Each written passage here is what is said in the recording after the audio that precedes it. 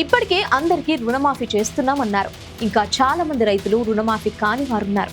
రుణమాఫీ చేయకుండా తాము పూర్తి చేశామని చెప్పడం సిగ్గుచేటని ప్రజలే అంటున్నారు. అసలు వారికి రుణమాఫీ చేస్తారా లేదా అంటే ఏ ఒక్కరి దగ్గర సమాధానం లేదు. రుణమాఫీని పూర్తి చేయని మీరు ఇప్పుడు ఎలా రైతు భరోసా పూర్తి చేస్తారని ప్రజలు ప్రశ్నిస్తున్నారు.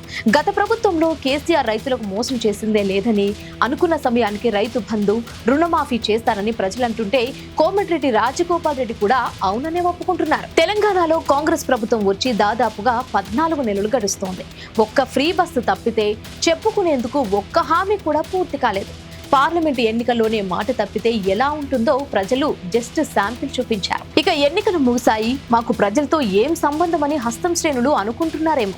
కానీ నెక్స్ట్ స్థానిక సంస్థలు, మున్సిపల్ ఎన్నికలు ఉన్నాయి. ఆ ఎన్నికలో మాత్రం కాంగ్రెస్ పార్టీకి ప్రజలు మాత్రం కర్ర కాల్చి వాత పెట్టేందుకు సిద్ధంగా ఉన్నారని చెప్పకనే చెప్తున్నారు. చూడాలి మరి.